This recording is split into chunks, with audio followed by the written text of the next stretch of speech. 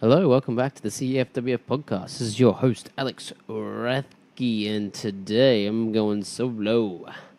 We're talking episode 34, my recap on 19.3.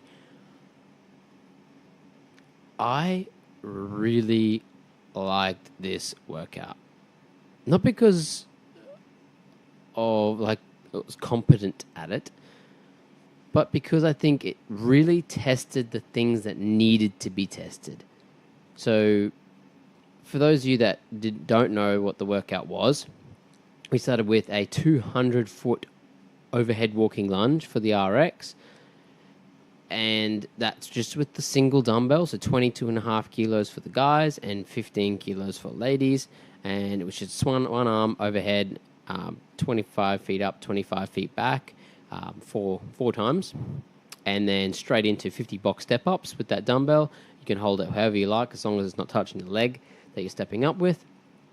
And that's to a 24 and a 20-inch box. 50 strict handstand push-ups. Then a 200-foot handstand walk. Now, when the workout first came out, you look at it and you're like, okay, cool, like 200-foot overhead walking lunge, cool. 50 box step-ups, 50 strict handstand push-ups, 200-foot handstand walk. Oh, wow, that's a long way to handstand walk. You know, it's a 10-minute time cap for the workout, by the way. And a lot of people are like, oh, man, it's going to be hard to handstand walk. And I'm like, man, think about it. You got to do all that work before you get to the handstand walk. That's the tricky part.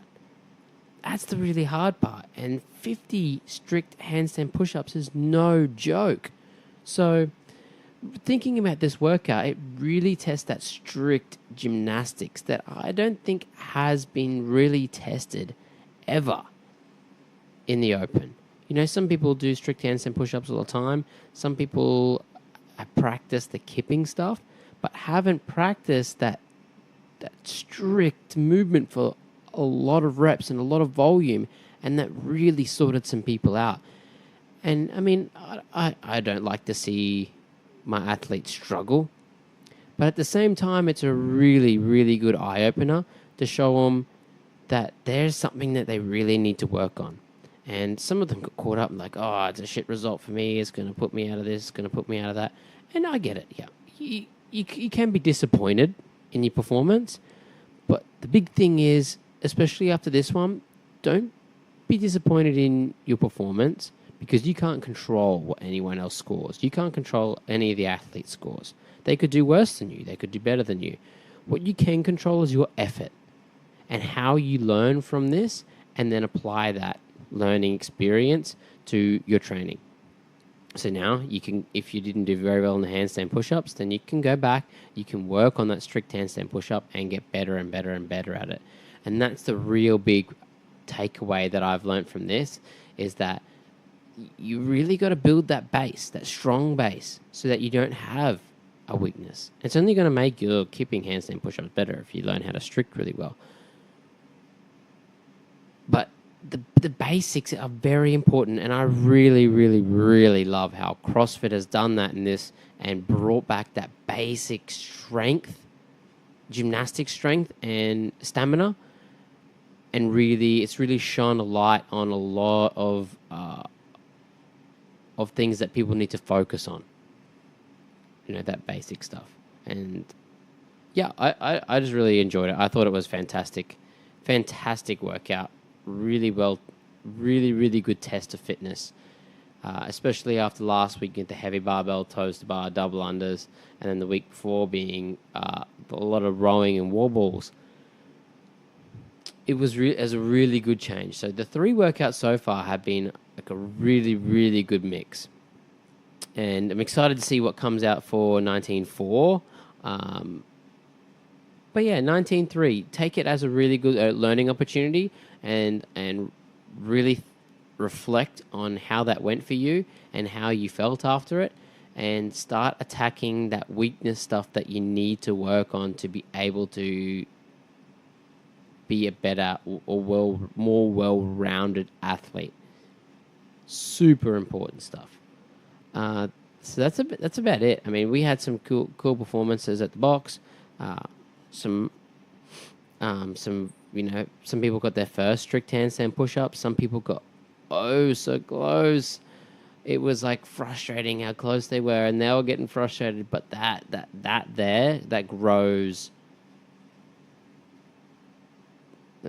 It creates an environment to stimulate growth and gives you a bit of more hunger to achieve these things. So, yeah, I mean, my thoughts as the Open will start to come to a close. It's a great time for you to start reflecting, especially as the Open goes, because the Open's a really good opportunity for you to find stuff that you need to work on, and it is literally the perfect time to write notes after each of the Open workouts to think about how you went. Is there certain things that slowed you down?